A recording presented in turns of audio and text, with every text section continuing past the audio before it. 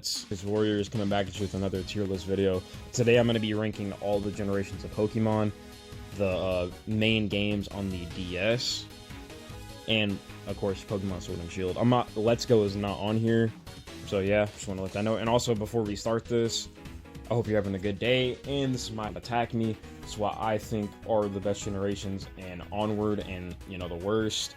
I'm gonna do a little bit of explaining. I don't want to be here all day, so yeah, I'm gonna try to keep it short and concise with my explanations. I'm just gonna try to hit some main points, and yeah. So without further ado, let's go ahead and get in, and make sure you guys like, comment, subscribe to this video. So, number one, Pokemon Diamond and Pearl and Platinum. Gen 4, I say, is the best generation of all time, the most innovative and the most impactful generation. They put the most heart and soul into this generation. It brought so many good features, especially the music, the evolutions, the NPCs. I don't even have to touch anymore on it. Gen 4, if you know, you know. People might try to say it's the most overrated generation. It's not. It's not even nostalgia. I can still play Gen 4 to this day and still have a blast. Excuse me, I'm just thirsty. But Gen 4 is the GOAT. Then for number 2... oh yeah, it's Gen 2. It's gotta be Heart Gold, Soul Silver, Gold, Crystal Silver, aka Gen 2. Gen 2, I'd probably say it's the second best generation. I know there's videos out there trying to disprove that, why it's not as good as people think it is, but Gen 2 having the walking mechanic where you have any Pokemon walk behind you was a really good mechanic. Once again, really good NPCs, love the map layout. And another thing about Heart Gold, Soul Silver, I never really found myself over leveled too much. I found myself having to grind quite a bit in certain situations. And, you know, Lance is actually a challenge. Same thing with Red. Like, Heart Gold actually has challenges, unlike X and Y. But, yeah. Gen 2, really good series of games. Number 3 is gonna have to go to Pokemon Emerald, Ruby, and Sapphire. I mean, once again, really good music. Legendary is incredible, just like the Legendaries are incredible, same with the other two games above it. You can argue Gen 2 or Gen 3 at number 2 or number 1. It's whatever you're saying. This is my personal opinion on what I think are the best for me. But Gen 3, I really love the whole Norman dad. Like, you actually had a dad in your life, bro, in one of the Pokemon games. Like, it's crazy. Wally was a bit but overall it's a really good generation. Strong top 3. Number 4, I'm gonna have to go.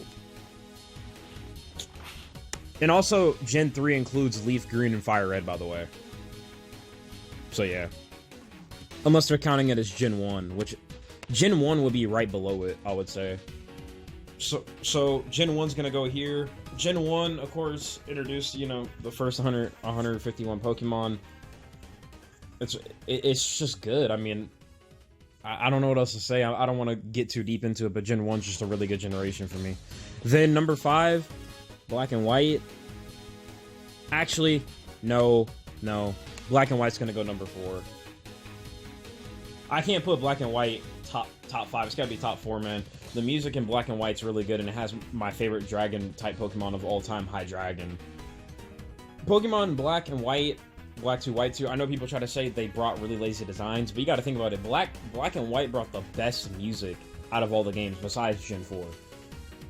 And Gen 3 has some good music too. Of course, all the games have really good music. I'm saying Gen 5 is when they really amped it up with the music and such. But, like, man, Gen 5, people sleep on how good Gen 5 really is, man. It's such a better game than what people appreciate it for. Because I know people, like, the main reason why people trash it is because of the designs and stuff like that. But if you look past that, it's a really good game. But, like, for certain games, like Sun and Moon and Sword and Shield, you can't really look past it because there's more errors and stuff, but I'm gonna get into that. And also another thing, the GTS and the trading was so much better on Gen 4 and Gen 5 and even Gen 6. When we get into Gen 7 and stuff, it's just really bad.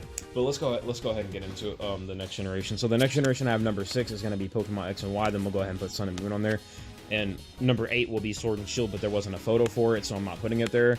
But X and Y, it gets a pretty big edge over Sun and Moon for me, because the passerby system in X and Y was actually really good. It worked really well, how you can add people and stuff. It actually worked really well. You didn't really have too many problems with it. The only reason why it would be glitchy sometimes is because of somebody's connection. It wasn't really the game's fault. Also, competitive on X and Y was actually really fun. And the XP share, the thing about the XP share, it ruined the game, but at the same time it helped the game a lot, because it made grinding really easy, but it also made it way too easy. That's the problem. Like, because grinding's tedious, and we all know grinding in Pokemon games is really annoying and tedious and stuff. But the XP share in X and Y was just too broken. The game was just too easy. The gym leaders were really lazily thought out. They didn't give them enough Pokemon and stuff. So therefore, that's why it's going to go number 6 on this list. But I give it the edge over Sun and Moon, and you'll see why. Sun and Moon, reason why it's second to last is because, number one, I'm just not really a fan of the cover legendaries. Like, I'm really not. Every other cover legendary, I'm pretty okay with. If not, like, I'm really satisfied with. But these guys, just like, eh. They're better than the Sword and Shield ones, but it's just like, I don't really like these. But, the story was just really boring. I hated how you couldn't skip cutscenes. Really cringy dialogue and disgusting dialogue at times. I know it's sense of humor, but Game Freak goes a little bit too far when it's supposed to be a kid's game and shit. And once again, the really lazy Pokemon designs. The Festival Plaza was really glitchy and buggy. It did not work well. Ultra Sun and Moon did fix some of this stuff, but Ultra Sun and Moon, I would have it higher than the normal Sun and Moon, probably. Actually, I don't even know, because it wasn't really that much better. But Sun and Moon is going number 7. And also, Sun and Moon had a ton of hackers and stuff, people trying to ruin the game. That's another reason why it's this low. The number 8, we have Sword and Shield. Sword and Shield is just the worst game. Like, imagine having to pay for a DLC to get more Pokemon in the game, when in every other Pokemon game, we could just transfer them for practically free. I know Pokebank, you have to pay money for it, but bro, you could literally just get one of your friends to transfer your Pokemon for you. And people knew, bro, if you're playing Pokemon, you know a friend you can trust. You can't tell me you can't trust somebody. There's a Sword and Shield, the whole DLC thing and all that, the starters and everything, they're just really lazy. It's just, overall, just a lazy game. But therefore, that's my tier list. I'm gonna go recap over it again. I hope you guys enjoyed it. Also, I'm gonna use the presentation mode from now on, because it looks way better when I'm recording. So I'm gonna use the presentation mode.